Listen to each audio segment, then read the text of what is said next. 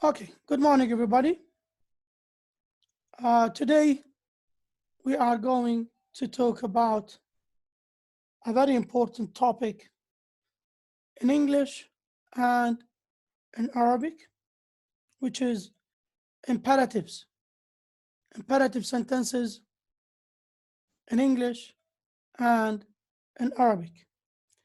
And you will see what are the structures of imperative in both English and Arabic, and how can we make contrast between English and Arabic imperatives. Now,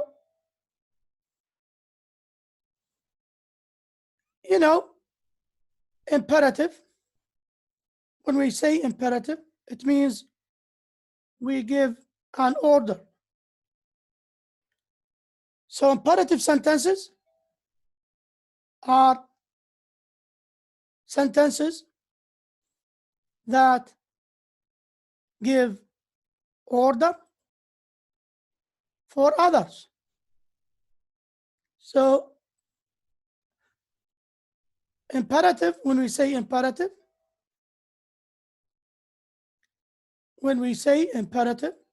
it means that we give orders for others to do something.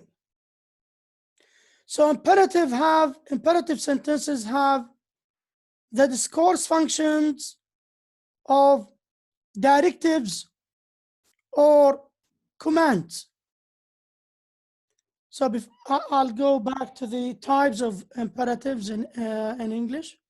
But before that, I will provide the definition for imperative sentences. Imperatives are verbs used to give orders, commands, warning, or instructions.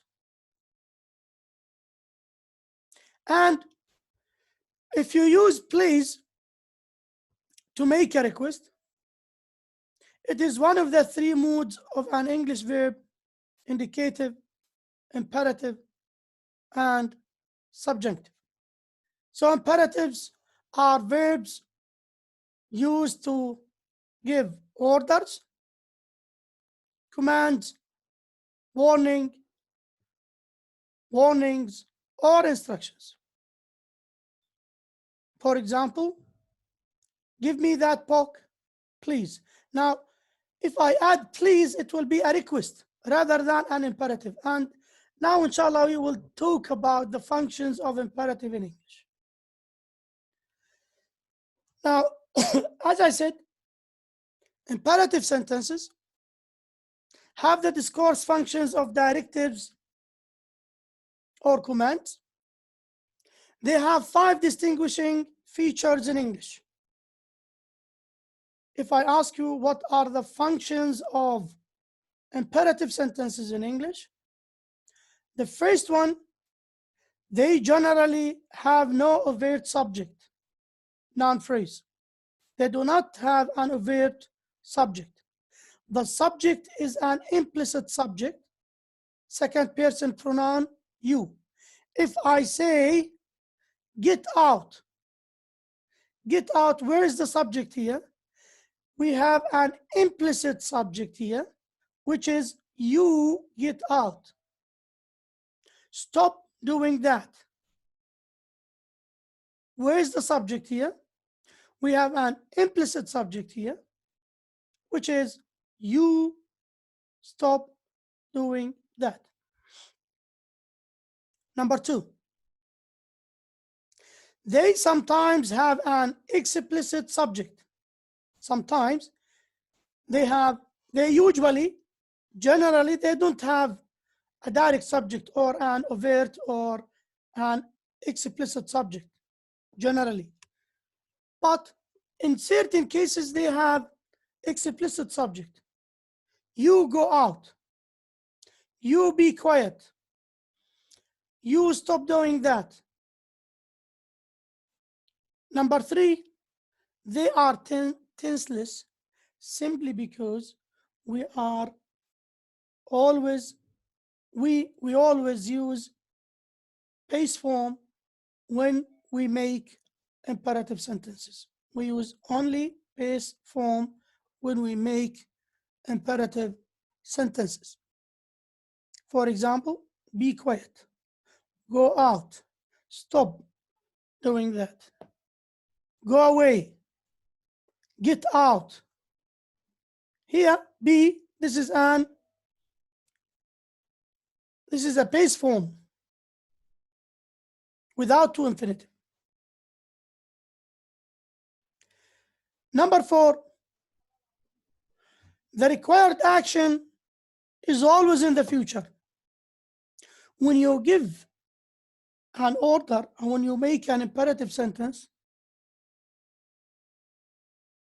the meaning will be in the future rather than in the past. You can't give orders in the past. You can't say, got out.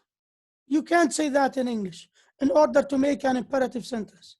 So when we make an imperative sentence, the meaning will be in the future. You ask someone to do something in the future, right? Go, explain, drive, do anything in the future rather than in the past. So imperative sentences, the meaning of imperative sentences will be in the future, simply because you are asking someone to do something in the future. Number 5, they do not occur in subordinate clauses. They do not occur in subordinate clauses. That means they are independent. They are independent. An imperative sentence is an independent sentence, and it has, as we will see, inshallah, a certain function. This function could be warning. This function could be, prohibition, and so on. Types of imperatives in English. We have 5 types of imperatives in English. Number 1, imperatives with no overt subject. The subject is an explicit subject. It's an implicit subject. Go away. Open the window, please. Go away. Open the window, please. Now, if I ask you where's the subject here, the subject is you go out. Here we have an overt. We have here an implicit subject. The subject can be you go out. You go out.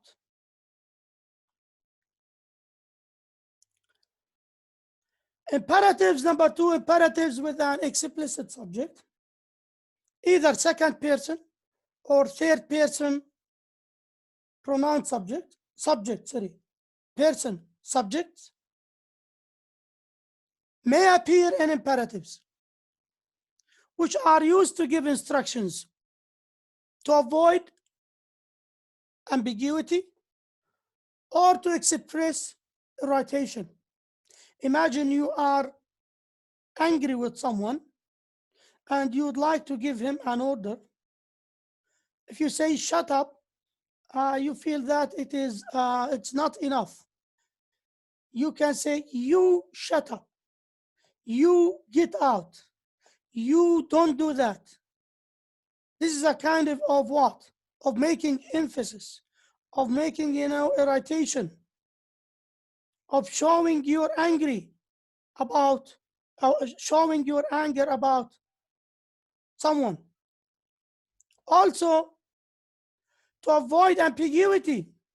Imagine you have 2-3 people and you'd like to give some of them, you give one of them an order. You will see you go out, you open the window, you do blah, blah, blah. You go out. Someone open the window. Someone. Any one of you. Nobody move. Nobody move.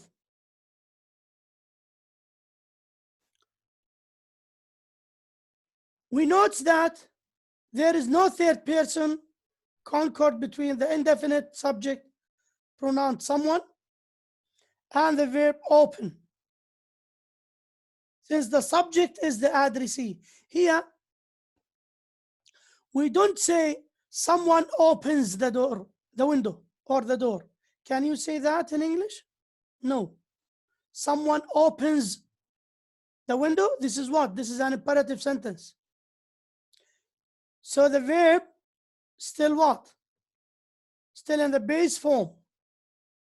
Someone open the window, because this is an imperative sentence. Nobody move. Again, you are not allowed to say nobody moves. Why? Because this is an imperative sentence. This is an imperative sentence.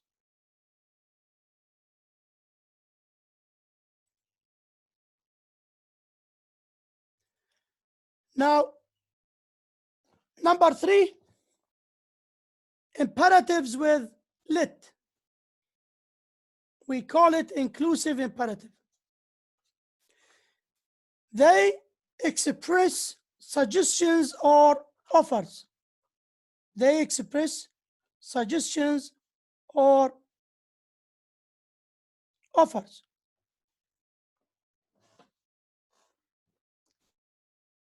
They express suggestions or offers, as I said.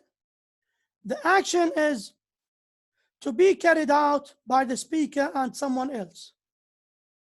Let's go to the movie or to the movies. Let's pray. Here we are expressing suggestions or offers.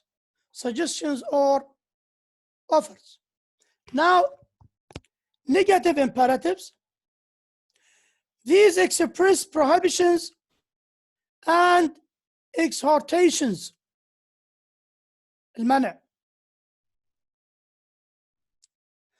Don't be late. Don't be late. The subject here is an implicit subject, which is you. So you don't be late. Or don't you be late. Don't anyone open the door. Look here. Don't anyone open the door.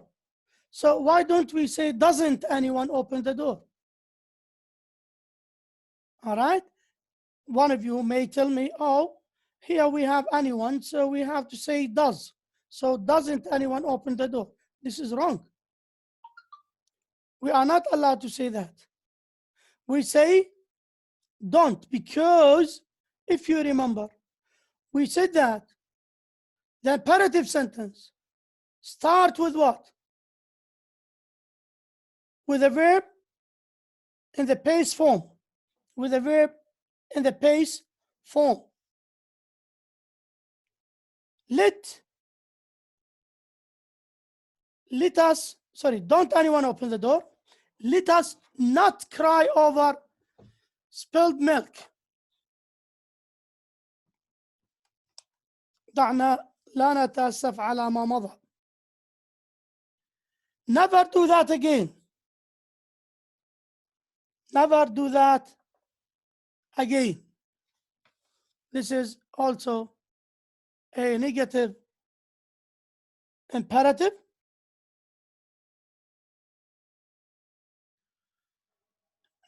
The first types of imperative sentences in English: do plus positive imperatives. These are persuasive or insistent imperatives. يعني الإقناع. أو الإصرار. The finite auxiliary do carries a nuclear tone here. Do have some more T. Do have some more T. Do have some more T. Here we start the imperative sentence by do. Why? To make the sentence more persuasive or more insistent. Do have some more tea. You can start the sentence with have, the imperative sentence with have. You can say, have some more tea. This is acceptable in English. Have some more tea.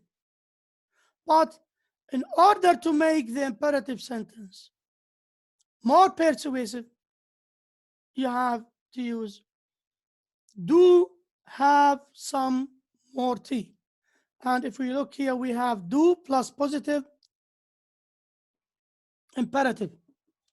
So do, and this is an imperative sentence here. Now, let's talk about the functions of imperatives. Imperative sentences have 11 functions in English. English imperative sentences have 11 pragmatic or elocutionary meanings or functions in English. Number one, order. We use imperative sentences to make orders. Make your bed now. Make your bed now. Take your breakfast before going to school. Do your homework on time. Be quiet. Behave yourself. Stop doing that. You are giving what orders? Number two, or the second function, is prohibition. منع. تحريم. منع. Don't touch the oven. Don't talk to me right now. Don't raise your voice in front of your father. Don't shout. All right? Don't smoke in this area. The third function is request. Open the door, please. So when we have the word please, that means you are doing a request. This is an imperative sentence, but the function of this imperative sentence is to make a request.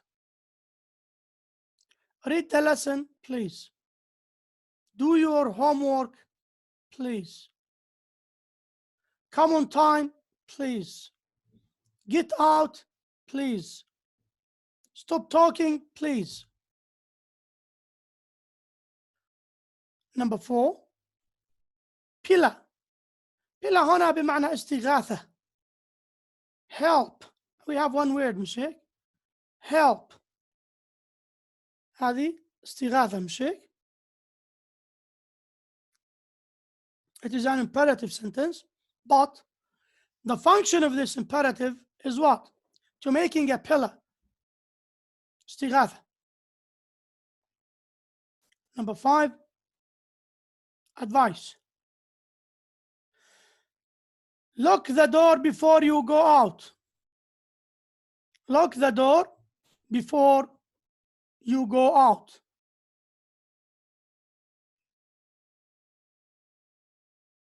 All right? Be careful when you cross the road. Be careful when you use electronic devices or electrical devices. Here you giving an advice. Don't open or don't carry this device like this. Here you are giving an advice. Number 6, warning. Be careful.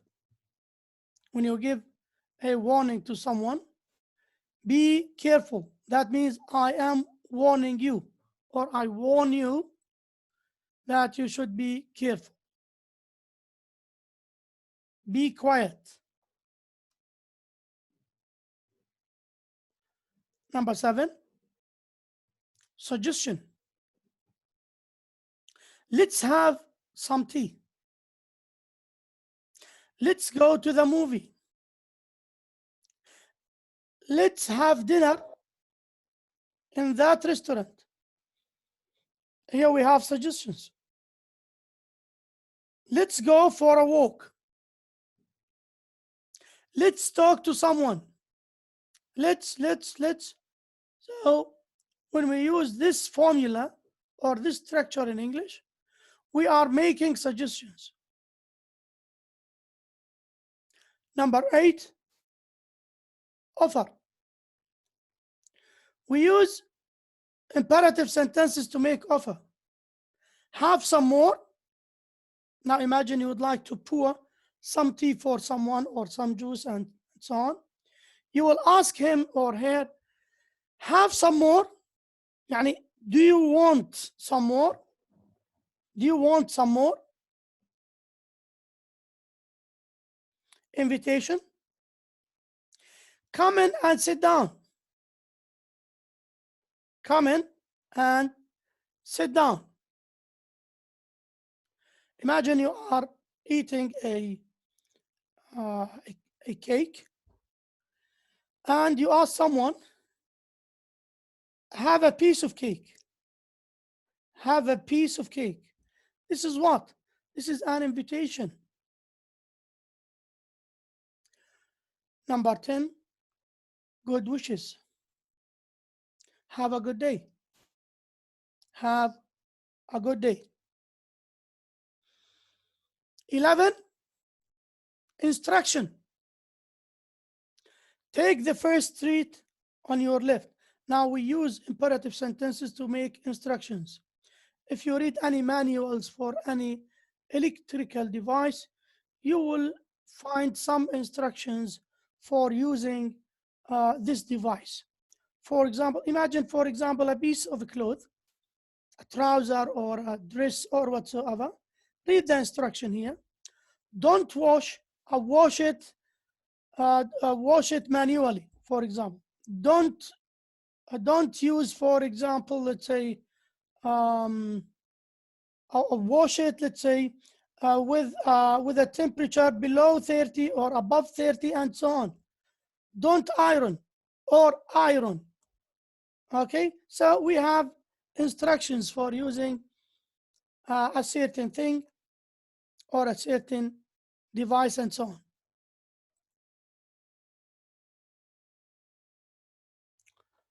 So this is for English. Now we will move to Arabic. We will move to Arabic. في اللغة العربية يسمى أسلوب الطلب. الأمر هو طلب الفعل على وجه الاستعلاء والإلزام. طلب الفعل على وجه الاستعلاء والإلزام. هذا تعريفه في اللغة العربية. طلب الفعل على وجه الاستعلاء والإلزام. أنت تلزم شخص ما للقيام بعمل ما، وهنا في استعلاء لأن الشخص الذي يعطي الأمر هو يكون أعلى من الشخص الذي يتلقى الأمر، يعني الأب للابن، المدرس للتلميذ، الكبير للصغير، وهكذا. The Arabic imperative has two forms: direct and indirect. Direct imperatives and indirect imperatives. Direct imperatives is expressed by فعل الأمر. مثال: يا يحيى خذ الكتاب بقوة. direct. أو ادخل، اشرب، البس، غادر، ضع، لا تكلم، مثلا تكلم، قم. هذه صيغة أمر مباشرة نستخدم فيها صيغة فعل الأمر: خذ، قم، كل، اشرب، اكتب، إلى آخره.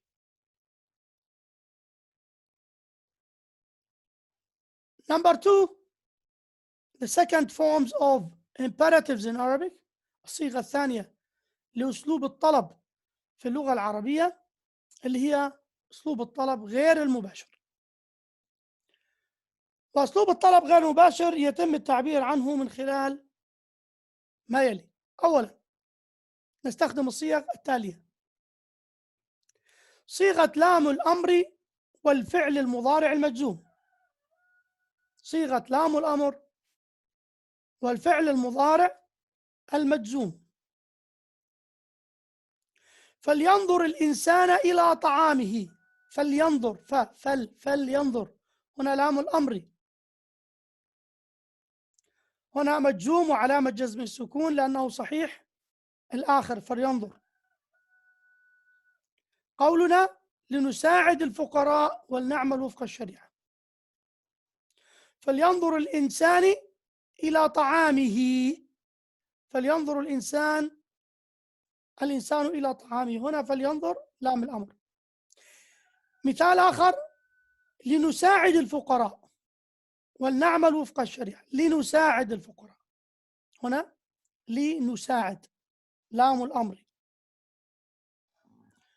أيضا في الكتاب: لنذهب من هنا. Let's go from here. فليكن كذلك. So be it. So be it. فليكن كذلك. ثانيا، الصيغة الثانية: المصدر النائب عن فعل الأمر المحذوف وجوبا، اللي هي verb of command nominal substitute. nominal substitute. صبرا على الشدائد. صبرا على الشدائد. show patience at the time of distress. هنا المصدر النائب يصبر صبرا. يصبر صبرا. مثال آخر: وبالوالدين إحسانا. أحسن إحسانا. هذا هو المصدر النائب عن فعل الأمر. صبر صبرا. شكر شكرا. صيغة الأمر حكينا عنها أنه قلنا هذه اللي هي الصيغة المباشرة في اللغة العربية، اللي هي نبدأ تتكون من فعل الأمر.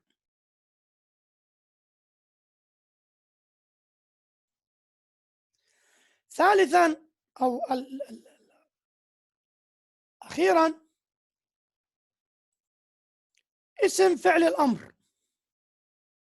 اسم فعل الأمر: عليك بالصدق. بالصدق، هنا اسم فعل الأمر يعني أصدق. الفعل أصدق. اسم فعل الأمر هنا. عليك بالصدق، بالصدق اسم فعل الأمر هنا. You must tell the truth. You must tell the truth. نأتي إلى the functions of imperatives in Arabic، اللي هي أغراض الأمر في اللغة العربية. احنا here when I'm talking about the functions of imperatives in Arabic, here I'm talking about the pragmatic functions, the elocutionary functions. Why do we use imperatives in Arabic? Number one, النهي، prohibition. نستخدم فعل الأمر في اللغة العربية للنهي. لا تكذب، don't lie. الدعاء، invocation أو supplication. اللهم ارحمنا، may God have mercy on us.